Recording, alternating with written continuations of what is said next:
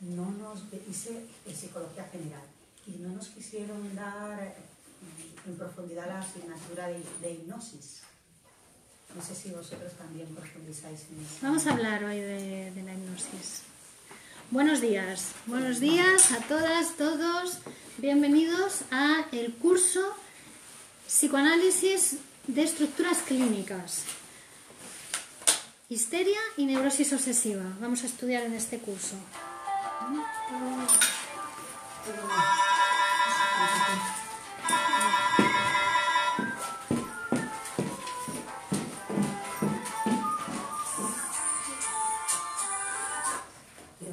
Hola, tiene que empujar. Muy bien. Hola, buenos días. Vamos a esperar. No, es que estoy ocupada ahora, puede llamarnos más tarde. La primera mañana no puede llamar más tarde. Hola, Veronique. Que estoy ocupada ahora. Vale, gracias. Bueno, mientras van llegando las compañeras que suben por la escalera, vamos a ir hablando, voy a presentaros la escuela. Bueno, primero de todo, bienvenidos. Mi nombre es Virginia Valdominos y soy psicoanalista de la Escuela de Psicoanálisis Grupo Cero. ¿Vale? La Escuela de Psicoanálisis Grupo Cero su sede central está en Madrid, en la calle Princesa número 13, primero izquierda. Todos aquellos que la queráis conocer, podéis hacerlo cuando queráis.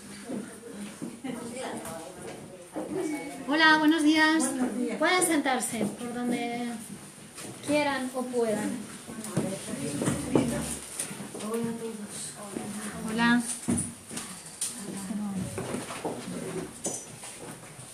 Así que os vayamos viendo. Hola, Reyes. Hola, guapa, luego te doy un besito. Vale, ok.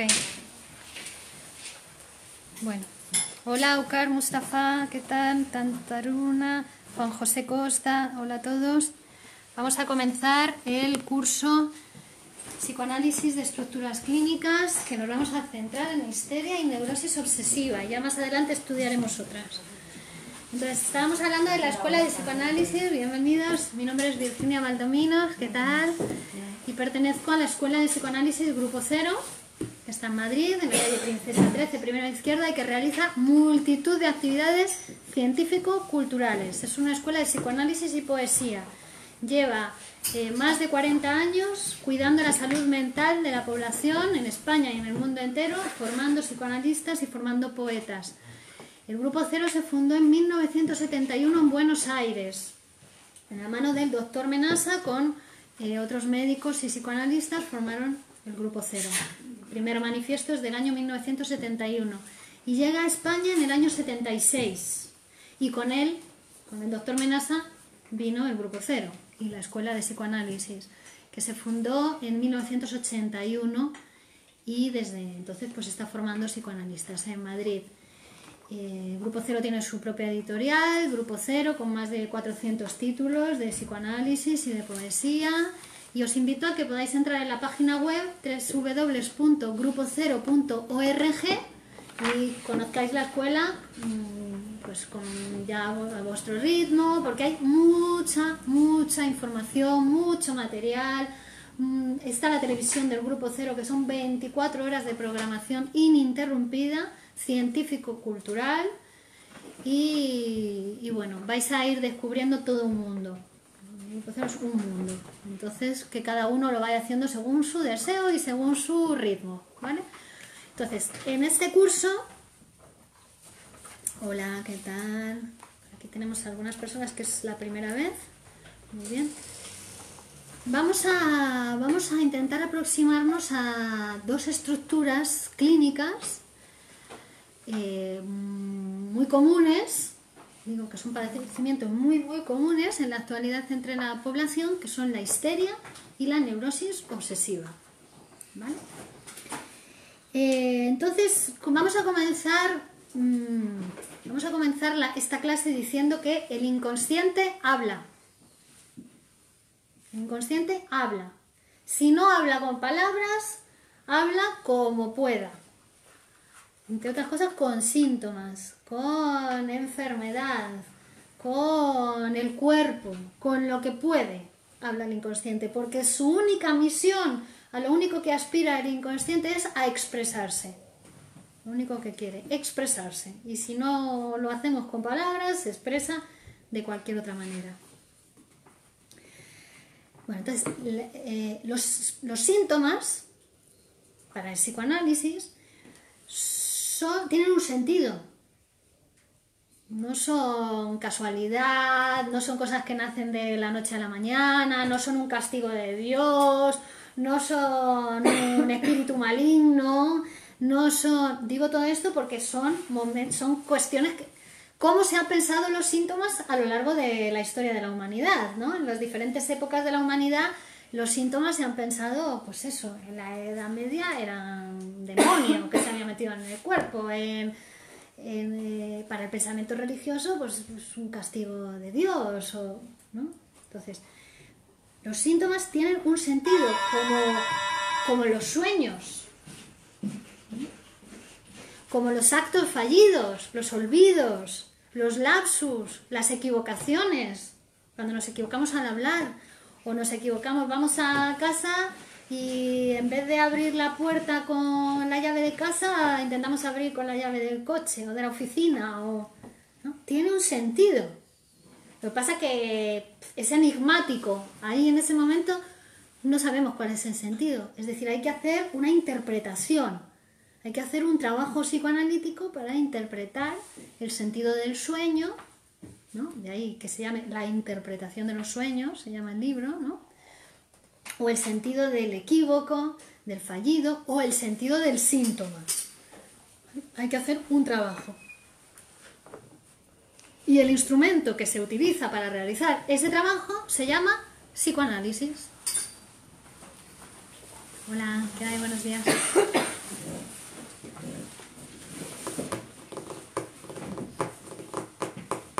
Bueno, entonces,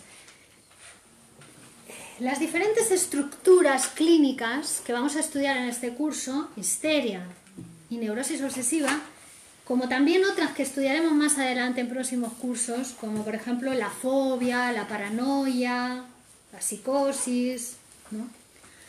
Son posiciones psíquicas, son posiciones en el lenguaje, son posiciones. Posiciones que uno ha adoptado frente a nuestro proceso de humanización. Nuestro proceso, ese proceso que hacemos para pasar de ser cachorritos animales cuando somos niños, cuando nacemos, que ni siquiera hablamos, no caminamos, no nos podemos mover, no podemos acercarnos a la señorita para ver si es de verdad, si es de carne o hueso o es una imagen. Bueno, ese proceso de humanización que hacemos desde que somos cachorritos animales hasta que nos hacemos niños humanos y adquirimos el lenguaje, bueno, eso se llama, Freud lo llama el complejo de Edipo, ¿vale? Ese proceso de humanización, esa máquina. En realidad Freud dice que es una máquina hominizante, una máquina de hacer humanos, el complejo de Edipo, ¿no? Entonces, ¿cómo nos posicionamos en ese... frente al lenguaje, frente al complejo de Edipo, frente a la adquisición de lo simbólico, del símbolo, va a determinar las estructuras clínicas. Va a determinar que nos pongamos en una posición histérica, una posición neurótico-obsesiva, o una posición psicótica, o una posición... ¿no? Porque Freud nos trae una novedad frente a todo lo que era la psiquiatría pre-freudiana o pre-psicoanalítica. Y la novedad que nos trae Freud es que los mecanismos psíquicos que están en juego en una enfermedad mental son los mismos que en el funcionamiento normal del aparato psíquico. Es decir, que no hay nada roto en la enfermedad mental, no hay nada roto en la histeria, no hay nada roto en la neurosis obsesiva. Hay una diferencia de cantidad, eso sí, una diferencia de cantidad, pero no de cualidad. No hay nada diferente o que esté estropeado, o que esté deteriorado, o que esté demenciado, como se pensaba en algunos momentos, ¿no? Sino que son los mismos mecanismos. Los mismos mecanismos psíquicos producen un sueño que producen un síntoma histérico. Pero hay una diferencia de cantidad en el uso de los mecanismos psíquicos. Claro, qué subversivo y qué revolucionario este pensamiento de pensar cerrar a un enfermo mental en un manicomio, ¿no? En un hospicio, con psicoanálisis esa persona poder restituirse ad integrum, es decir, totalmente.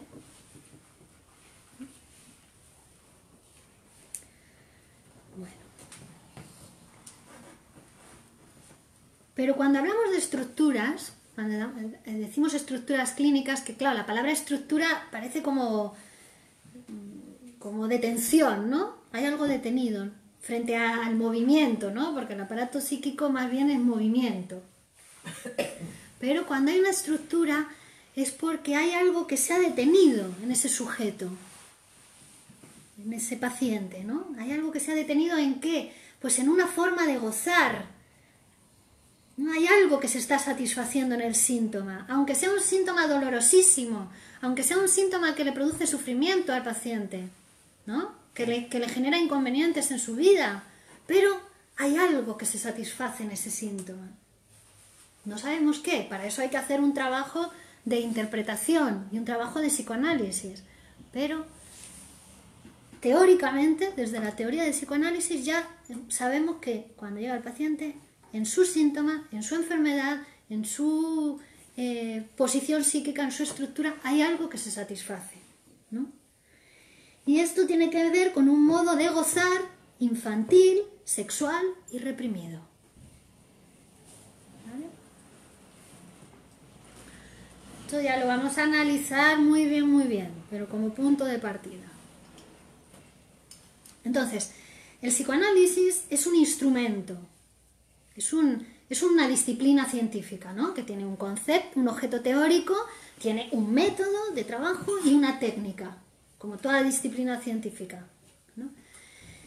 Pero también es un instrumento terapéutico, es decir, derivada de esa disciplina científica y de ese concepto, ese método y esa técnica, se deriva una psicoterapia, un tratamiento, una posibilidad de transformación del paciente. Es decir, no es tanto el objetivo del psicoanálisis curar, porque curar cura cualquier cosa, hasta un viaje a Grecia te cura de estar triste, te va, pero no es eso, no se trata de curar el síntoma, se trata de que se opere una verdadera transformación en esa persona para que cambie su manera de gozar, que le ha llevado a enfermar, ¿no? Que cambie su estructura, su posición psíquica. ¿Vale?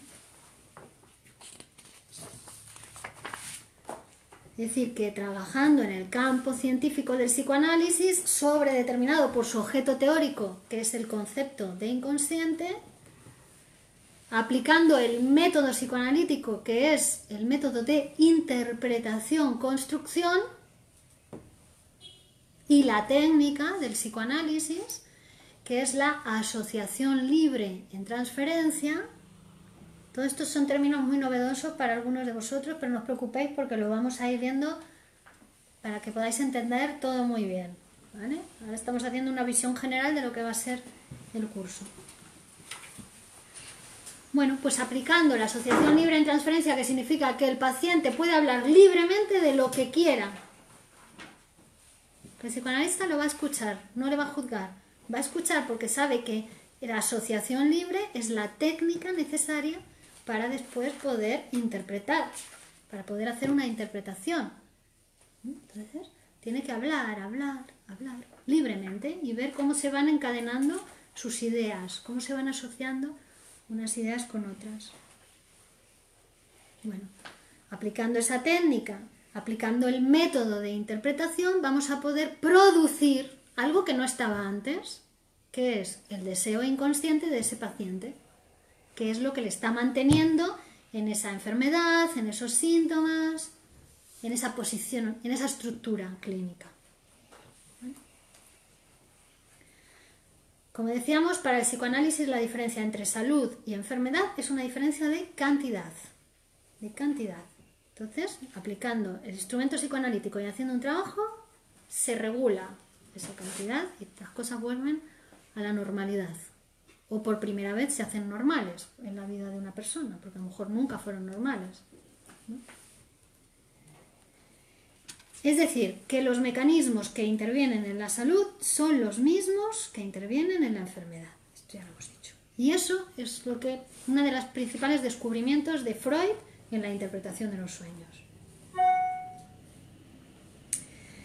Bien, entonces, el psicoanálisis nos va a describir precisamente cómo funciona el aparato psíquico, cuáles son esos mecanismos y esos operadores del inconsciente. Porque una cosa es que sea inconsciente, es decir, no sabemos de ello. Nos pasa sin que podamos dar cuenta de por qué nos pasan las cosas. No lo sabemos, pero eso no quiere decir que no haya una serie de mecanismos y una serie de operadores que están trabajando en el psiquismo, en nuestro psiquismo. Y eso es lo que describe Freud en la interpretación de los sueños. ¿Cómo funciona nuestro psiquismo? ¿Cómo funciona el psiquismo de cualquier persona que sueña? Y como soñamos todos, sí, de cualquiera de nosotros. Porque esos mismos mecanismos que hacen el sueño son, como decíamos, los que nos pueden llevar a enfermar, en función del uso que les damos y de la cantidad con que los utilizamos. Aida Pilar. Ah, hola Aida, estás ahí, muy bien. Y Josep Mose, ¿psicoanálisis puede ser aplicado en la psicosis? Sí, por supuesto. Por supuesto.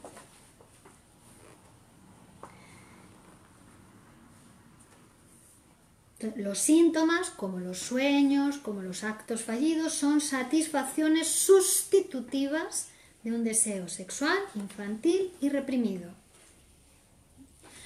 Pero hay determinados síntomas que pueden estar sostenidos por diferentes estructuras clínicas. O sea que tampoco hay que fiarse de la apariencia de las cosas. Una cosa es la apariencia y otra cosa es la verdad.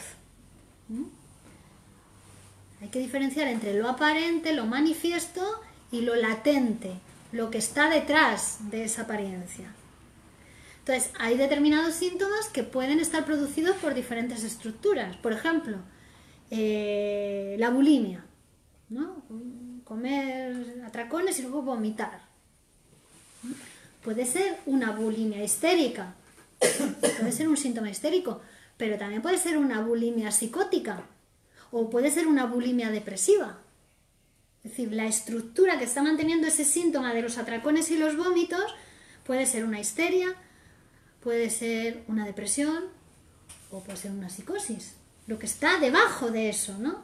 El síntoma sí lo vemos, ahí vomita, se da atracones y vomita, pero ¿qué es lo que ha producido eso y qué es lo que lo está manteniendo? Eso es lo que vamos a poder producir o conocer aplicando el psicoanálisis, ¿vale? Y por eso decíamos, no se trata de eliminar el síntoma solo, porque tú eliminas el síntoma, pero si esa persona no se ha transformado en esa estructura que sostiene el síntoma, da igual, hace otro síntoma. Sustituye un síntoma por otro.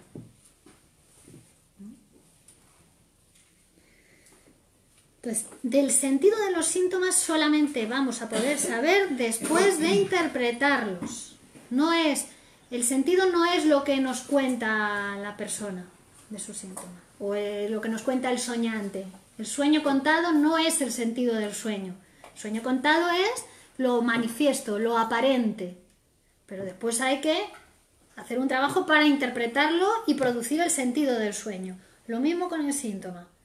Lo que nos cuenta de su síntoma la persona cuando viene a psicoanalizarse es lo aparente, lo manifiesto. Después, cuando empiece a asociar libremente y a darnos información, ya vamos a poder construir o interpretar el verdadero sentido de eso, que parecía una cosa y no es otra, ¿no?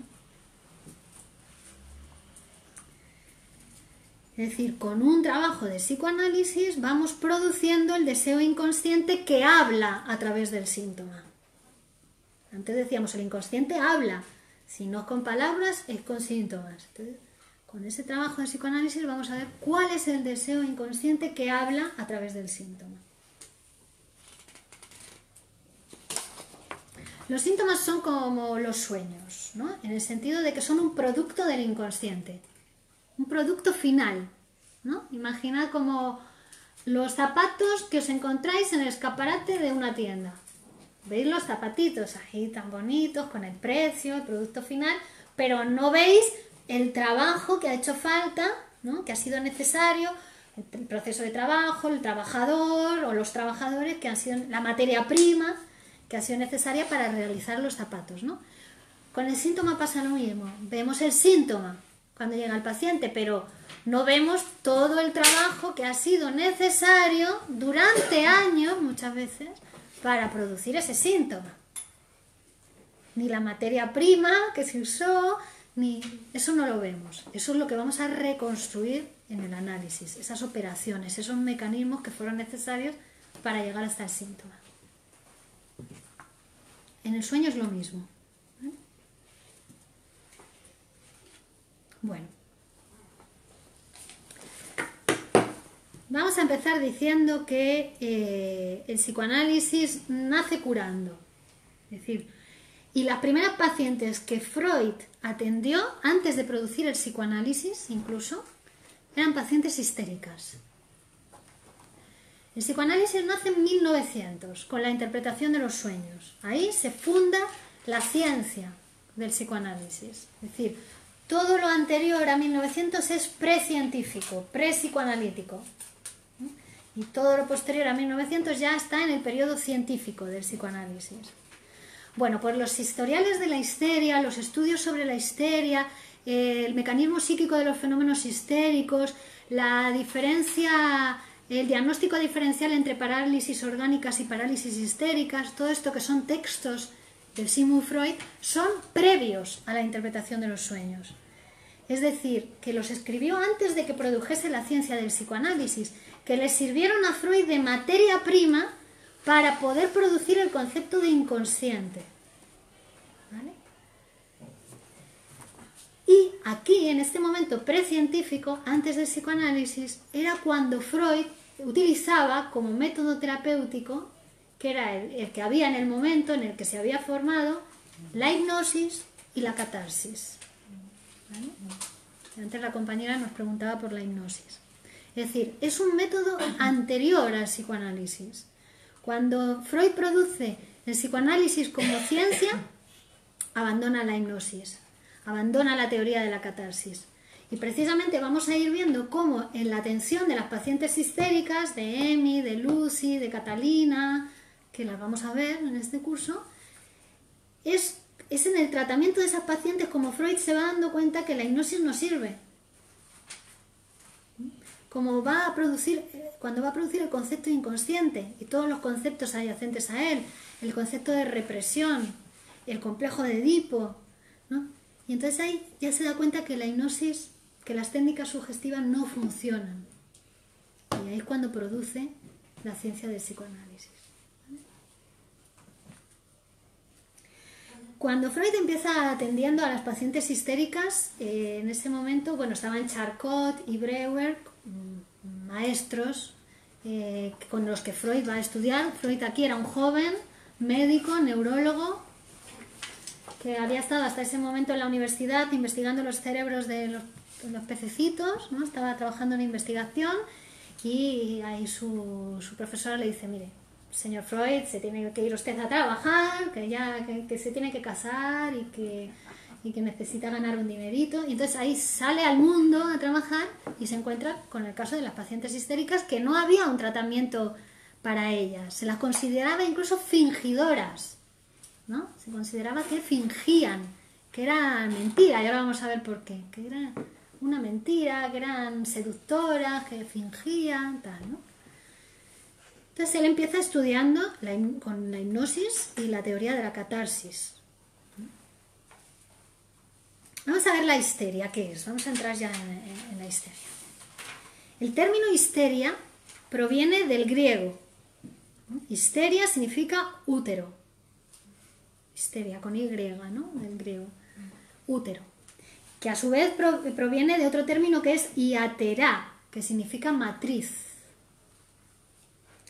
Entonces, les asignaban este término, ya los griegos, fijaos, cuando las mujeres tenían un problema supuestamente de útero que les hacía entrar en caos y en crisis nerviosas. Ellos decían que era por una cosa del útero, ¿no?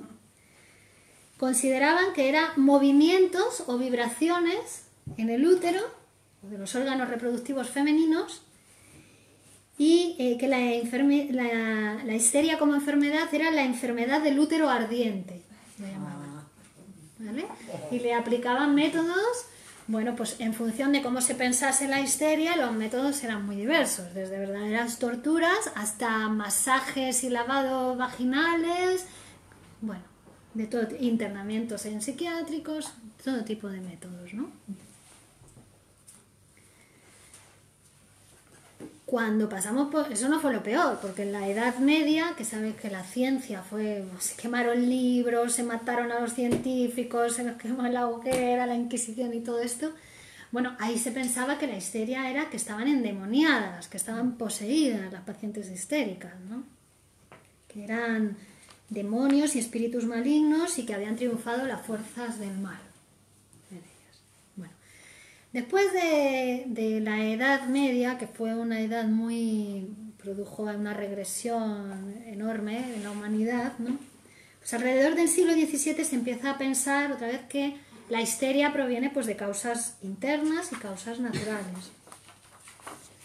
Pues en la época que Freud comienza sus trabajos con las pacientes histéricas, estaban estos dos investigadores, Charcot y Breuer, en la universidad, pues investigando con la hipnosis, como hemos dicho, y la teoría de la catarsis. No había todavía concepto de inconsciente, pero ellos ya, utilizando la hipnosis, se daban cuenta de que cuando hipnotizaban a las pacientes, accedían a cierta información que cuando estaban despiertas ni se acordaban de eso, no podían acceder a ella. Entonces ya les hacía pensar en que había un saber inconsciente, ¿no? Pero todavía no estaba formulado el concepto de inconsciente. Bueno, síntomas histéricos. Aquí tenemos una pregunta. Buenos días, Virginia Valdominos Pastor. Saludos desde México, donde son las 5:30 de la mañana. Muy bien, madrugador. Soy estudiante de psicología y tu contenido me ha servido muchísimo para entender el psicoanálisis. Gracias por ser tan clara. Gracias a ti, Ángel. Y Veronique dice, ¿la epilepsia puede ser síntoma de histeria? Sí, ahora lo vamos a ver. Saludos a todos. A Leucemia Málaga, ¿qué tal? ¿Cómo estáis? La histeria es una enfermedad que presenta síntomas orgánicos, síntomas en el cuerpo, sin que haya una causa orgánica de estos síntomas. Es decir, no hay ninguna causa en el cuerpo, ninguna lesión, ninguna que justifique esos síntomas. Por eso se las consideraba las histéricas fingidoras. Se las consideraban mentirosas, porque no había nada, ni ninguna lesión, ¿no? Se les paralizaba el brazo, pero no había ningún nervio, ni ninguna lesión cervical, nada que lo justificase. Entonces decían, esto es mentira, les decían, ¿no? Bueno, pues precisamente la histeria lo que se caracteriza es porque tiene síntomas orgánicos, síntomas en el cuerpo, sin que haya una causa orgánica. La medicina lo considera como idiopáticos, síntomas idiopáticos, de causa desconocida, dice la medicina, ¿no? Y la histeria, por supuesto, la pueden padecer tanto hombres como mujeres. Es decir, que no tiene que ver con el género, que no es una cosa del útero. La puede padecer cualquier persona. Porque el origen de la histeria, la causa, tiene que ver con un conflicto psíquico. Un conflicto psíquico. Algunos síntomas histéricos son perturbaciones de la motricidad, ¿no? Del movimiento, parálisis de algún miembro, parálisis de los brazos, de las piernas, parálisis faciales, dolores corporales o también anestesias en determinadas partes del cuerpo, hiperestesias también, contracturas, ataques histéricos y convulsiones epileptoides, diagnosticadas y confundidas por todos los observadores con la epilepsia. Tics, afecciones de la naturaleza de los tics, también. Vómitos persistentes o anorexia llevada hasta la repulsa de todo alimento. Trastornos de los sentidos, de la percepción, ¿no? Como sordera o ceguera, pueden ser sordera o ceguera histérica, sin que haya ningún trastorno del ojo ni del oído. Perturbaciones de la visión, alucinaciones visuales, alucinaciones auditivas, alucinaciones olfativas. Y luego también trastornos a nivel de la genitalidad, frigidez, impotencia. Todo eso pueden ser síntomas histéricos. Es decir, síntomas que con el psicoanálisis se transforman en otra cosa. Incluso pueden ser síntomas persistentes a lo largo de años. O sea, años y años, una persona con un brazo paralizado, con una pierna paralizada o con cualquiera de estos, con convulsiones epilépticas. Bien. Hola, Magda. Entonces, en todos los casos se trata de trastornos funcionales de los órganos. Es decir, lo que está alterado, lo que está afectado es la función, no el órgano. No hay una lesión orgánica, como en la enfermedad psicosomática. En la enfermedad psicosomática hay lesión de órgano, ¿no? En su insistencia de una neurosis de angustia, de una neurosis actual, ha acabado por lesionar el órgano, ha acabado por hacerse un agujero en el estómago, ha acabado por... Pero en la histeria no. Esto es importante, esa diferenciación. No hay lesión, es todo trastorno de la función del órgano. Antes de Freud, claro, antes de que Freud descubriera todas estas cosas, qué fortuna, ¿no? Qué afortunados somos, que ahora lo tenemos todo descrito, pues claro, antes de Freud la histeria desafiaba a todo el conocimiento científico. No se podía entender, si no hay todo el racionalismo, y decía, pero si no hay nada estropeado en el organismo, ¿cómo puede ser esos síntomas, ¿no? Entonces desafiaba, interpelaba y desmentía a la ciencia, porque en el momento en que trataban de alguna manera de cercarla, observarla y explicarla, ¿no? La histeria se les escurría entre los dedos, no la podían explicar. La histeria se vale de un amplísimo repertorio para expresarse. O sea, tiene un repertorio enorme y se puede expresar de múltiples maneras. No cumple ni con las leyes de la anatomía, ni con las leyes de la patología. Nada de la histeria funciona como cabría esperar ¿no? para las ciencias racionalistas de la época. Antes de Freud, nada funcionaba como ellos esperaban, entonces eran locos para poder explicarla, ¿no? Desde la psiquiatría se la silenciaba en muchas ocasiones, incluso, claro, no se las dejaba hablar, que es una de las novedades que trae Freud, empieza a dejar hablar, ya no se trata de hipnotizar, no, empieza a dejar hablar a las pacientes. Porque ahí, en lo que ellas decían, estaba el saber, no sabido, pero estaba el saber de cómo se había producido eso. Y también las claves para, junto con el instrumento psicoanalítico, para poder transformar eso, ¿no? Bueno, entonces desde la psiquiatría se la silenciaba y se la silencia, y en muchas ocasiones aparece adornada con ropajes de depresión o de supuestas enfermedades médicas inexplicables, ¿no? Muchas enfermedades médicas o muchos nombres médicos que se dan actualmente a algunos trastornos tienen como estructura latente una estructura histérica, ¿no? Por ejemplo, estoy pensando ahora mismo en algunos casos, no todos, porque pueden estar mantenidos por otras estructuras, pero de fibromialgia, de dolores corporales, por ejemplo, ¿no? Y otros muchos. Entonces, en ese momento que Freud empieza a estudiar la histeria, había mucho desinterés de los médicos por la histeria e incluso cierto rechazo y cierta evitación, porque claro, no tenían el instrumento para poder entenderlo, entonces como que lo rechazaban. Entonces, antes del psicoanálisis, antes de la interpretación de los sueños, había un campo precientífico, un campo ideológico lleno de prejuicios sobre la histeria y un asombroso castillo de especulaciones que no permitían analizar el fenómeno con objetividad, con distancia, ni aplicarle ningún tratamiento. Entonces, la histeria para Freud va a tener una importancia muy, muy grande, no por como se dice muchas veces que fueron las pacientes histéricas las que le dictaron a Freud el psicoanálisis, ¿no? No fue así, pero es verdad que Freud utilizó toda esa información de lo que le contaban las pacientes histéricas en su psicoanálisis, porque ellas traían los sueños, le hablaba, como él le empezó a dejarlas hablar, pues entonces ellas empezaron a hablar, ¿no? Y toda esa información la utilizó Freud de materia prima para, haciendo un trabajo teórico, producir el concepto de inconsciente. Es decir, tomó esta materia prima y aplicó los instrumentos que estaban disponibles en otros campos científicos, ¿no? Utilizó la noción de aparato psíquico que él ya había desarrollado en el proyecto de una psicología para neurólogos, donde todavía él pensaba que lo psíquico estaba en el cerebro. Él era neurólogo, ¿no? Venía de estudiar cerebritos, ¿no? Entonces él todavía pensaba que lo psíquico estaba en el cerebro, tenía una base neuronal.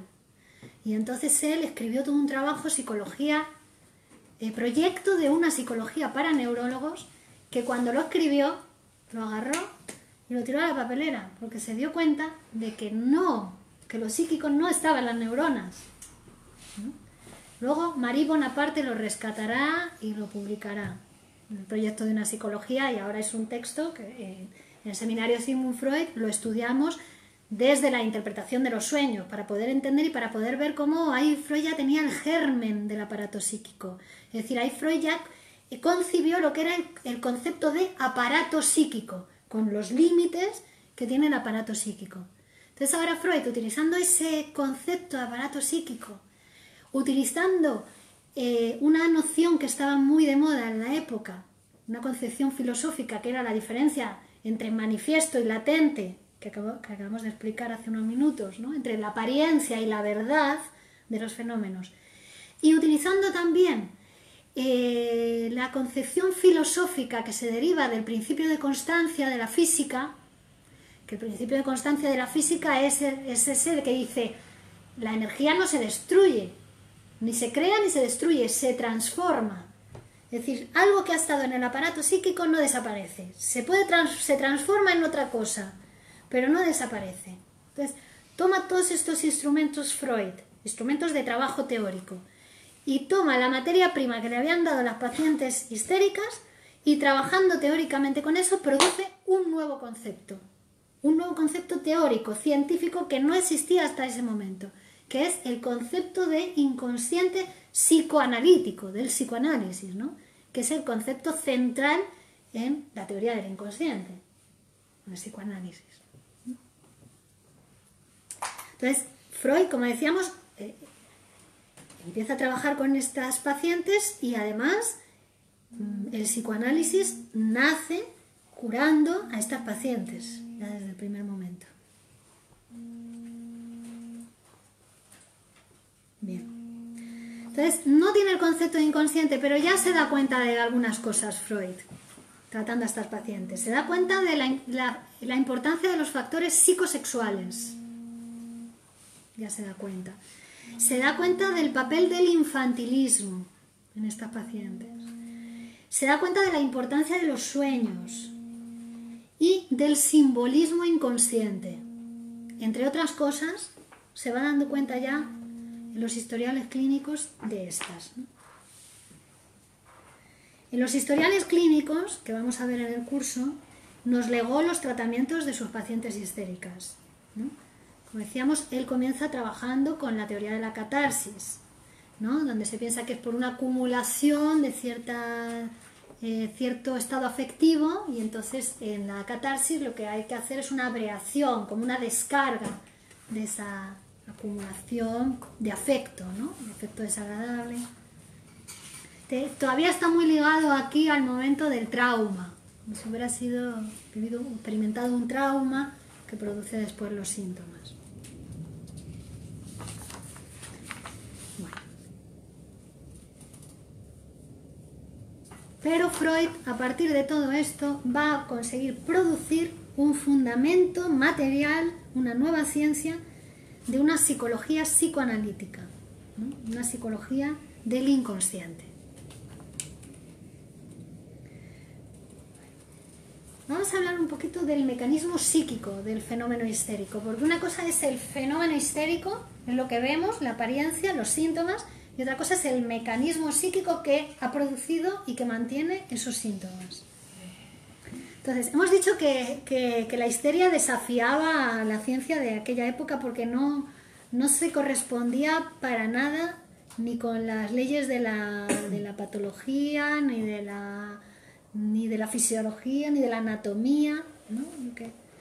Sino que más bien en la histeria hay una concepción, la concepción que tiene del cuerpo, la histérica es la concepción vulgar, la concepción común, la concepción de la calle, vamos, la que tenemos cualquiera de nosotros fuera del campo científico. Entonces, no se funda en el conocimiento profundo de la anatomía nerviosa, sino en nuestras percepciones táctiles y sobre todo visuales. Y esta concepción vulgar, digamos, de perceptual, es la que determina los síntomas histéricos. Cómo piensa el cuerpo, la histeria es la que determina los síntomas histéricos. Por ejemplo, una parálisis de un miembro. Es decir, es una concepción ignorante de toda noción de anatomía independiente de ella. ¿No? Por ejemplo, la concepción que yo tengo de mi brazo o de mi pierna, esa es la que determina el síntoma. Ahora lo vais a entender. ¿De qué tipo es esa alteración? Vamos a ir al ejemplo de un brazo, de una parálisis de un brazo. La parálisis del brazo consiste en que la concepción del brazo queda imposibilitada para entrar en asociación con las otras concepciones que constituyen el yo del paciente. Es decir, su concepto de su brazo, la concepción, lo simbólico, el concepto, queda fuera de poder asociarse con el resto de conceptos de su propio cuerpo. ¿Vale? No se puede asociar, como si hubiera quedado fuera. Entonces, la lesión sería, hay algo lesionado, no es una lesión biológica, no es una lesión orgánica, es una lesión psíquica, en el sentido de que se ha abolido la capacidad de asociarse el concepto brazo al resto de conceptos del cuerpo, del yo de la paciente, ¿no? El brazo se comporta como si no existiese para ese juego de asociaciones psíquicas, ¿vale? Sin que haya ninguna lesión orgánica, insistimos, sin que haya ningún sustrato material, sin que el tejido nervioso se haya lesionado.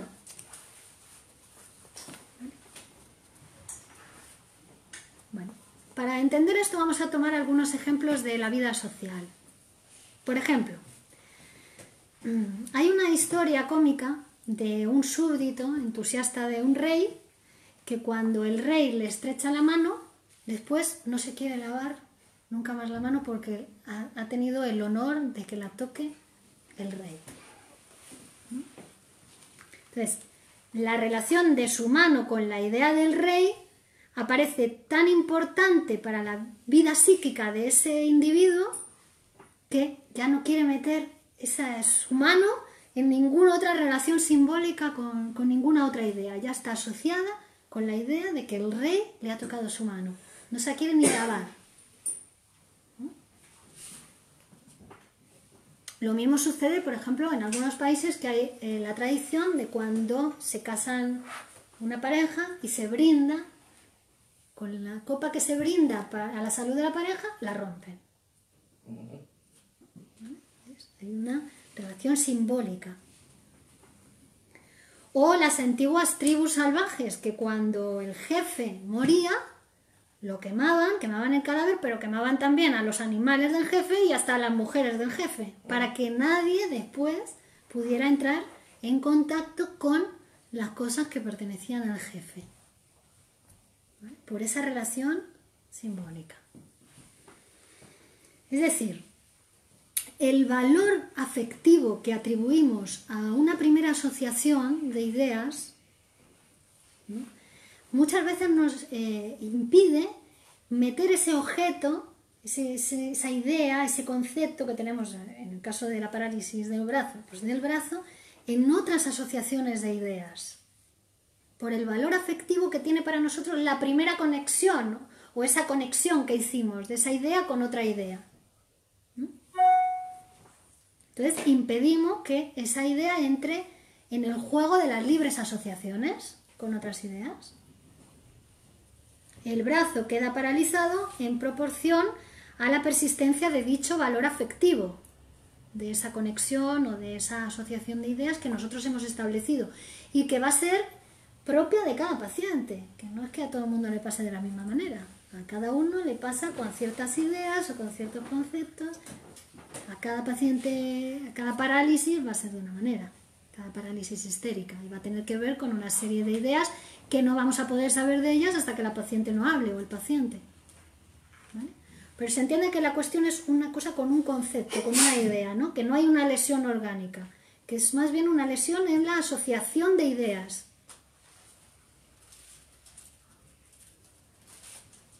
En todos los casos de parálisis histéricas se comprueba que el órgano que está paralizado o la función que está abolida están en una asociación inconsciente provista de un importante valor afectivo para esa persona. Y el brazo queda libre cuando ese valor afectivo, cuando claro, esa relación que es inconsciente, ¿no? Que se libera, queda liberada en el psicoanálisis. ¿Vale? ¿Se entiende hasta aquí? Es decir, en todos los casos de parálisis histérica se comprueba que hay una conexión inconsciente entre la idea del miembro que está paralizado con alguna idea que todavía no sabemos cuál es, que hay que ver en cada paciente cómo es.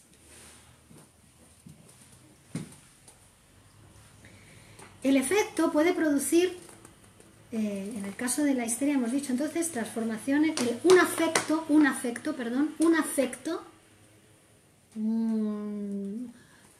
una tristeza, asco, odio, deseo sexual. Un afecto puede producir transformaciones somáticas, afectaciones de un órgano del cuerpo. Y ese es el mecanismo que funciona principalmente en la histeria, que se llama el mecanismo de conversión. Conversión. Es decir, un afecto, en vez de expresarse con palabras, se expresa a través del cuerpo. Se inerva en el cuerpo.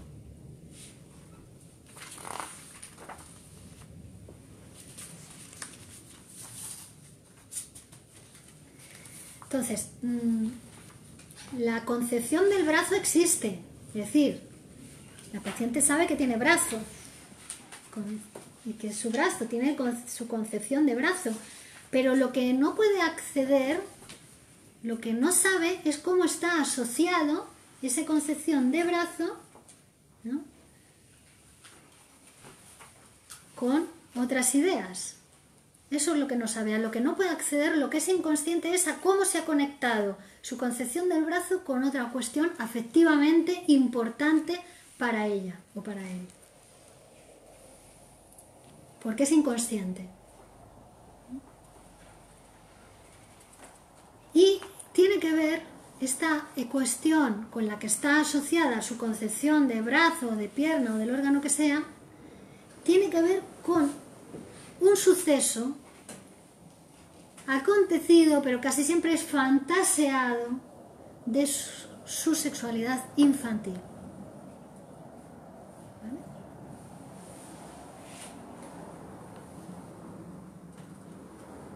Por ejemplo, un afecto doloroso surgido en ocasión de hallarse, esto es un caso clínico, ¿no? El sujeto estaba comiendo y le dan una noticia y tiene un afecto doloroso, o le dicen una frase que le produce dolor, ¿no? Y a partir de ese momento, ese afecto doloroso que no expresó palabras, ¿no? Empezó a expresarse en malestar y vómitos a partir de ese momento, ¿no? Que perduraron durante meses enteros. O una muchacha que había estado velando a su padre enfermo durante muchas noches, bueno, pues después cayó en un estado de obnubilación y se le durmió el brazo derecho. No podía moverlo. Pero el brazo derecho justo era el que tenía colocado detrás del respaldo de la cama de su padre. ¿Veis? Los órganos tienen historia, tienen una historia en el caso de la histeria. No sé, por ejemplo, yo tengo 2 niños pequeños, de 8 y 5 años. Y claro, a veces hay cosas, pues para poner ejemplo práctico, lo del niño este que estaba en el pozo. Yo me he dado cuenta que en ellos, cuando estaban muy pendientes y cuando supieron que el niño había fallecido, pues eso, le noté la tristeza en ellos. Entonces, quiero decir, en ese tipo, ¿cómo uno puede identificar que es un síntoma? En el caso de que la criatura, no ha sido el caso, pero en el caso de que la criatura haya expresado un síntoma, puede ser que eso haya sido un síntoma histérico o haya sido un síntoma de un trauma que se le haya creado. No sé si me entiende la diferencia. Sí. Eso no lo sabemos hasta que no se produzca el síntoma. Es decir, no se puede, no a todo el mundo, frente a esa tristeza, va a producir un síntoma, ¿no? Sino que es desde el paciente que viene al psicoanálisis con un síntoma que reconstruimos qué es lo que le hizo producir ese síntoma y cuáles fueron los mecanismos de producción del síntoma y al mismo tiempo la transformación. Se va produciendo la transformación del síntoma en otra cuestión, la liberación de esa asociación inconsciente, ¿no? Y la puesta de energía en otra producción, ¿no? Pero no es porque se haya entristecido ahora va a producir un síntoma o le vaya a ser, no. Eso sería más bien la relación causa-efecto de como lo piensa el racionalismo, ¿no? Como decía Laplace, dadme todas las causas y podré predecir todos los efectos. El psicoanálisis no. El psicoanálisis es una ciencia de efectos, es decir, está el paciente, ya viene con su síntoma, ahora vamos a reconstruir qué es lo que le ha hecho producir ese síntoma. ¿En qué consiste que unas personas hagan síntomas y otras no? Con una vivencia igual.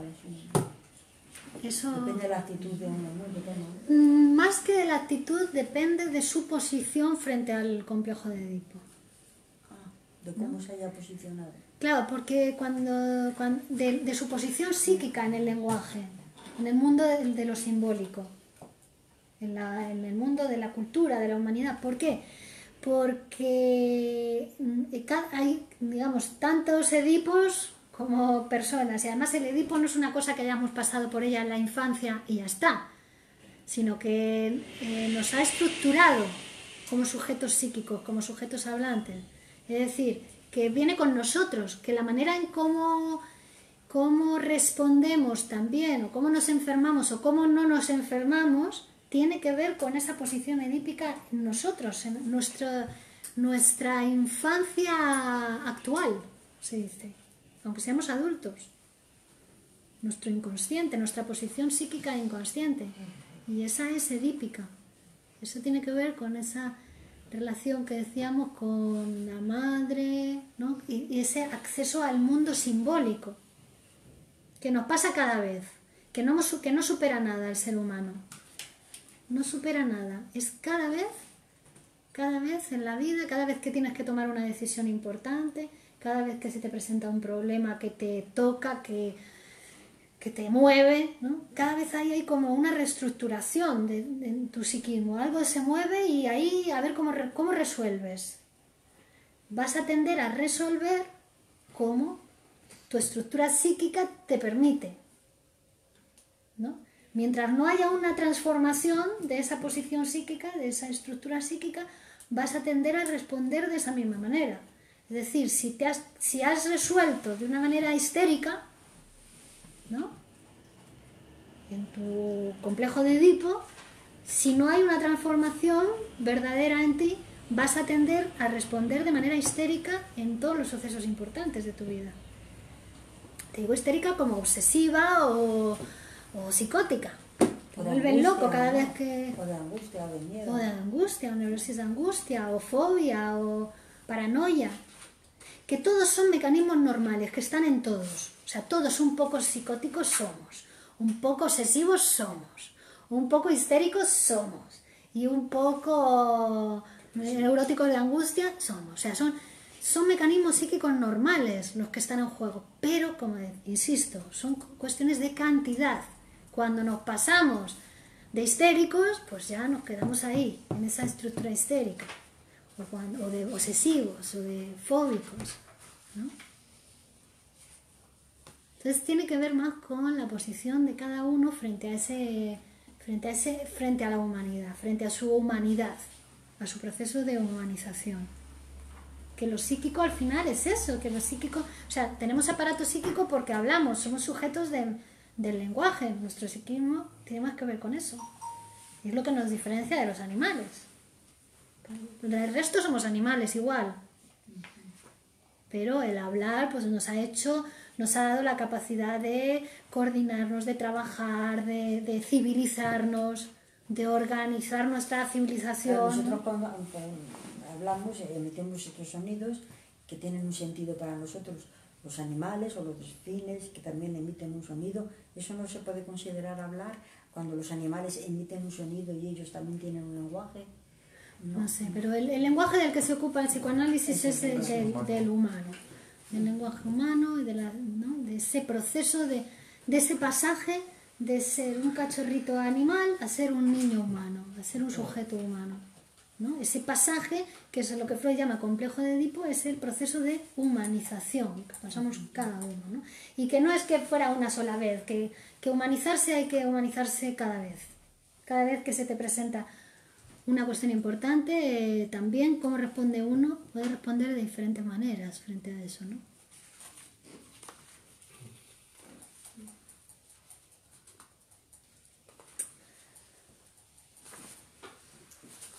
Sí, a ver, aquí teníamos preguntas. John Jairo Silva.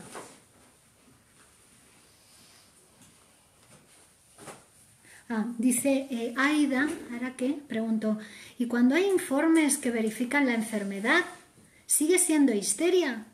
¿La artritis puede ser histérica? Sí. Se somatiza. Sí, claro. Y se somatiza todo lo psíquico. Claro. Además es que también, o sea, la artritis puede ser histérica, sí.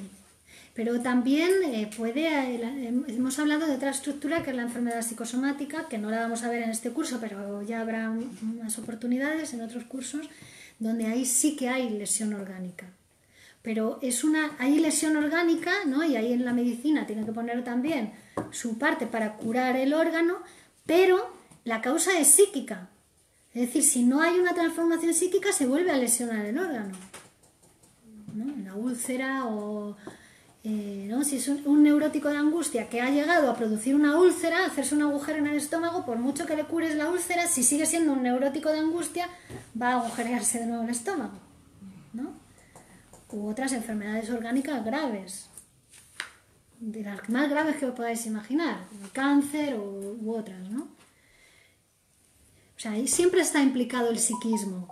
No se puede pensar un cuerpo puramente biológico, ¿no? Sin que haya un psiquismo. Si somos cuerpo y mente, estamos unidos, o sea, lo estudiamos, cada disciplina estudia sujetado por ciertas leyes, pero siempre está implicado el psiquismo, hasta en la enfermedad orgánica.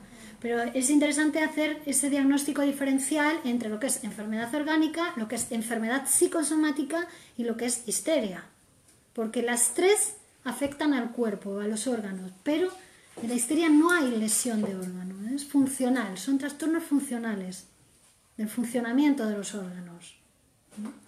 Pero, perdona, la histeria entonces, o sea, debajo de la enfermedad psicosomática subyacería siempre una histeria que se ha ido... No, debajo de la enfermedad psicosomática hay una neurosis de angustia. Normalmente la neurosis de angustia en su insistencia hace enfermedad psicosomática. Igual que la enfermedad orgánica normalmente es antecedida por una depresión, por una melancolía. Y la histeria no, la histeria es otra estructura diferente. No hay lesión.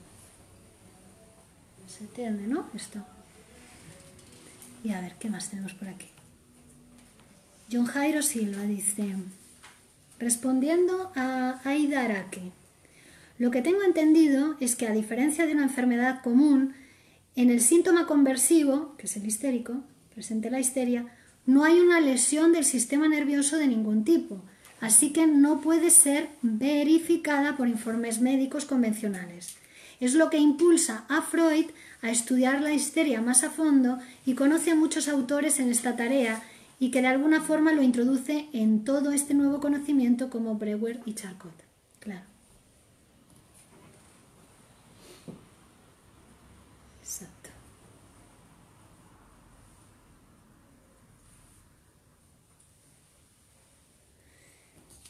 Bueno.